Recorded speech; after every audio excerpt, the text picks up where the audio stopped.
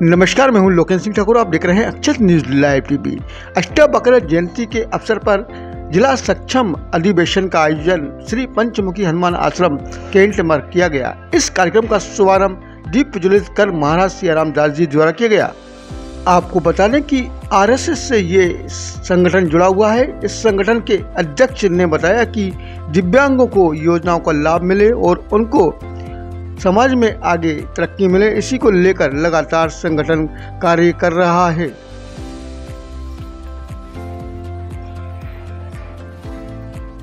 आपको बता दें कि अष्टवक्र जयंती क्यों मनाते हैं, अष्टवक्र कौन थे। अष्टवक्र प्राचीन भारत के एक पूजनीय वैदिक ऋषि और दार्शनिक थे, जो 8 जगहों से टेढ़े मेढ़े शरीर के कारण ये नाम रखते थे। एक महत्वपूर्ण दार्शनिक पाठ अष्टवक्र गीता की रचना की है।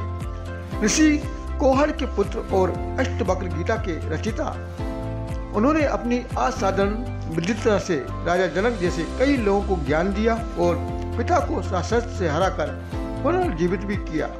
ऐसी अष्टवक्र की जयंती बड़े हर्षोल्लास के साथ आरएसएस के संगठन सक्षम द्वारा पंचमुखी हनुमान आश्रम पर मनाई गई, जिसमें बड़ी संख्या में दिव्यांग जन उपस्थित रहे। लोगों को मैं प्रणाम करूंगा। गोपाल जी सब लोगों का नाम तो नहीं जानता हूँ, लेकिन जो उन्होंने मुझे सेवा दिया है उसके लिए बहुत बहुत आभार है। और मैं चाहता हूँ और इसी मन से वादा भी करना ये करे कि हर साल ये कार्यक्रम पंचमुखी में हो, क्योंकि किशोरी जी की कृपा से ये आश्रम अब धीरे धीरे मजबूत हो गया है और हमारी गौशाला बन गई। मुझे अब नीचे नहीं लगाना है, मुझे सेवा करना है और मैं अर्थ से भी सेवा करूंगा। पिछली साल में इस कार्यक्रम को और भव्य रूप देना चाहूंगा। इसमें कोई मेरा नाम नहीं, सिर्फ मेरे स्थान का जो नाम है मैं उतना ही नाम चाहता हूँ और किसी की फोटो भी नहीं चाहता हूँ कि हमारे आश्रम वासी किसी फोटो से। लेकिन इस कार्यक्रम को एक दिन पहले से हम लोग एकत्रित करेंगे, रात में लोग यहाँ विश्राम करेंगे और इनको दिनचर्या के बारे में बताया जाएगा। इसलिए बहुत आभार गोपाल जी का, नारायण सोनी जी, दिलीप जी और अन्य लोग जिनका नाम नहीं ले पा रहा हूँ मैं।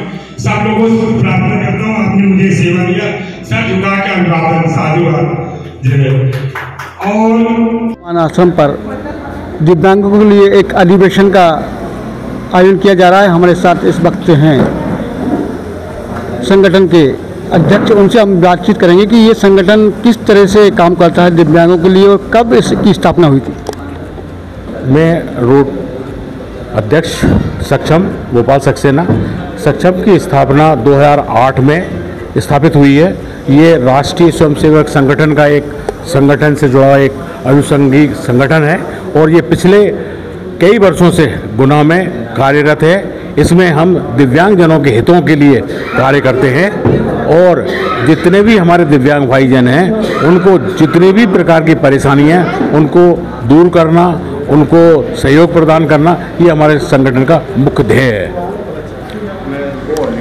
साथ में आज का जो अधिवेशन है इसमें हम विभिन्न प्रशासन के लोगों को आमंत्रित कर रहे हैं, जो कि आज बौद्धिक सत्र के माध्यम से सभी, चाहे पंचायत विभाग हो, उद्योग विभाग हो, स्वास्थ्य विभाग हो और जितने भी विभाग हैं, परिवहन विभाग हो, सभी लोगों के प्रमुख आएंगे और यहाँ पर सभी लोगों को प्रशिक्षित करेंगे। उनको शासन के द्वारा, मध्य प्रदेश शासन के द्वारा, केंद्र शासन के द्वारा जितनी भी लाभकारी योजना हैं उनके बारे में बताएंगे। तक ये योजनाएं जब मिलेंगी तो जन जन तक, ग्रामीण क्षेत्रों तक ये योजनाएं पहुंचेंगी और ताकि उनको उस चीज़ों का लाभ मिल सके।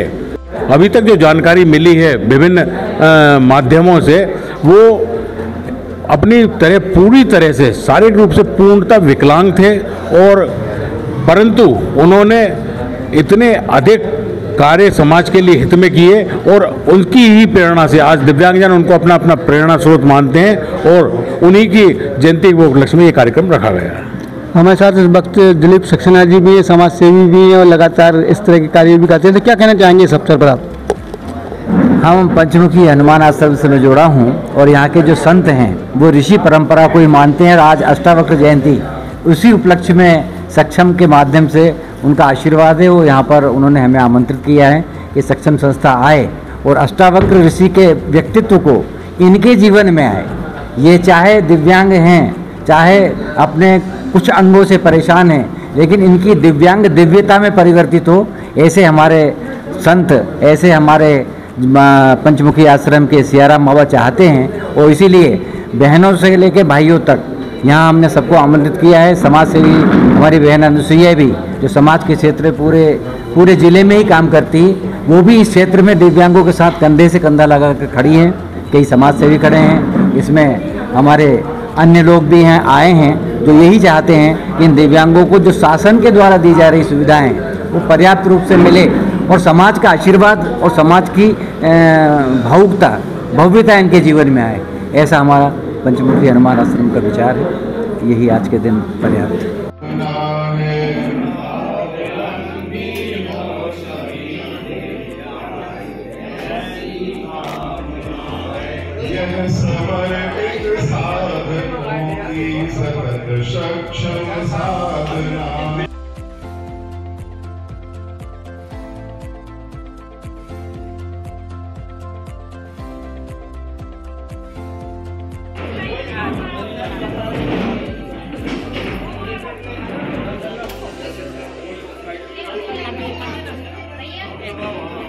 उसके लिए कोतवाली के सामने नेमी चंद जी जैन साहब की दुकान है, निकुंज अप्लायंस, उसमें आप जाकर केवल अपना एक फोटोग्राफ कहाँ से हाथ लगाना है और वो पूरी जानकारी नोट कर लेंगे और तत्काल निःशुल्क आपको हाथ बेर जो भी आपको जरूरत है वो उपलब्ध कराएंगे। ये निरंतर सेवा चल रही है।